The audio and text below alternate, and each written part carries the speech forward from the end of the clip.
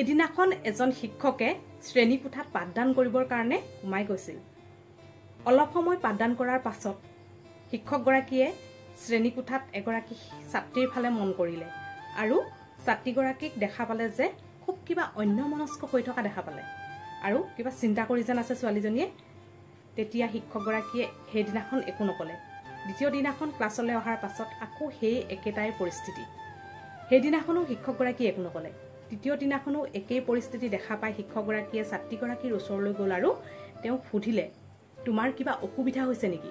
তোমাৰ যদি কিবা অসুবিধা হৈছে সকলোখিনি কথা মোক খুলি ক'ব পাৰা, তেনেকৈ ক'লে। তাৰ পাছত তেতিয়া ছাত্ৰীগৰাকীয়ে ক'লে যে মই অতীতত হৈ যোৱা কিছুমান ঘটনাৰ কাৰণে এনেকৈ থাকোঁ ছাৰ। মোৰ সেই ঘটনাটো মই কেতিয়াও পাহৰি যাব পৰা নাই। এনেকুৱা এটা ঘটনা ঘটি গ'ল মোৰ জীৱনত, তেনেকৈ ক'লে। তেতিয়া শিক্ষকগৰাকীয়ে ছাত্ৰীগৰাকীক একো নক'লে, সেই স্থানৰ পৰা লাহেকৈ গুচি আহিলে। আৰু তাৰ পাছৰ দিনাখন শিক্ষকগৰাকীয়ে যেতিয়া ক্লাছলৈ আহিলে, সেইদিনাখনো একেই অৱস্থাতে আছিলে ছাত্ৰীগৰাকী। আৰু সকলোখিনি ছাত্ৰ ছাত্ৰীক যেতিয়া স্কুলৰ বিদায় দিয়াৰ পাছত শেষত কি কৰিলে, ছাত্ৰীগৰাকীক অকণমান সময় ৰ'বলৈ ক'লে আৰু শিক্ষকগৰাকীয়ে ঘৰৰ পৰাই চৰবত বনাবৰ কাৰণে কিছুমান সামগ্ৰী লৈ আহিছিলে।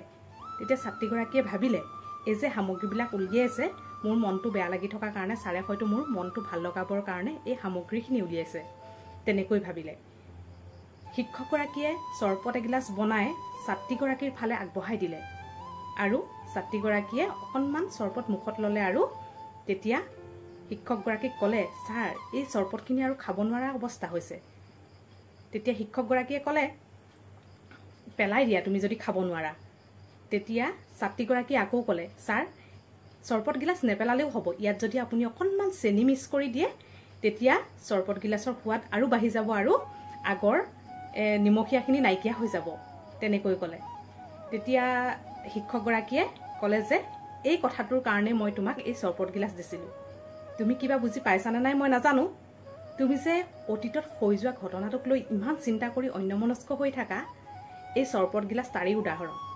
কিয়নো আমি যদি আমাৰ জীৱনত হৈ যোৱা বেয়া ঘটনাবিলাক নিমখৰ নিচিনাকৈ ভাবোঁ আৰু আহি থকা দিনবিলাক চেনিৰ নিচিনাকৈ আমি মিঠা কৰি ৰাখিব পাৰোঁ, তাতোতকৈ আৰু আমাৰ উত্তম উপায় একো নাই।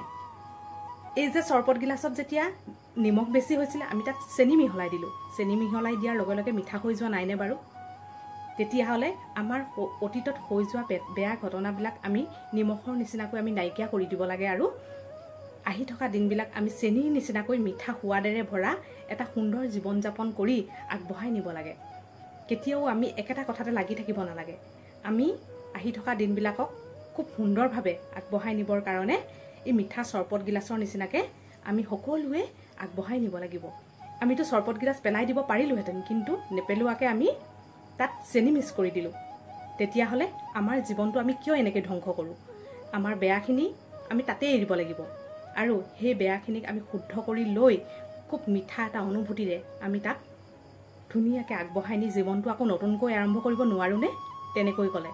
তেতিয়া ছাত্ৰীগৰাকীয়ে কথাখিনি বুজি পালে, হয় মইতো পাৰোঁ, এই কথাখিনিতো পাহৰি পেলাব পাৰোঁ, এতিয়া মই নতুনকৈ আকৌ এটা জীৱন আৰম্ভ কৰিম বুলি শিক্ষকগৰাকীক তেওঁ প্ৰতিশ্ৰুতি দিলে। পিছদিনাখনৰ পৰা ইমান ধুনীয়াকৈ তেওঁ মনটো প্ৰফুল্লিত হ'ল আৰু শ্ৰেণীকোঠাত মন বহুৱাবৰ কাৰণে তেওঁ আগবাঢ়ি আহিল। আৰু পিছৰ বছৰত কি হ'ল, ছাত্ৰীগৰাকীয়ে ক্লাছটোৰ ভিতৰতে প্ৰথম বিভাগত উত্তীৰ্ণ হৈ আগবাঢ়ি গ'ল। এই কাহিনীটোৰ পৰা ইয়াকে বুজোৱা গৈছে যে আমি কেতিয়াও বেয়াবিলাক ভাবি থাকিব নালাগে আৰু ভালবিলাকক সদায় আগবঢ়াই নি আঁকোৱালি লৈ নতুন এটা মিঠা সোৱাদেৰে ভৰা জীৱন যাপন কৰি আগবাঢ়ি যাব লাগে। এই কাহিনীটোৰ পৰা ইয়াকে বুজোৱা গৈছে। কাহিনীটো যদি আপোনালোকৰ ভাল লাগিছে আৰু ফেচবুকত চাইছে যদি ফ'ল' কৰিব, ইউটিউবত চাইছে যদি ছাবস্ক্ৰাইব কৰিবলৈ নাপাহৰিব।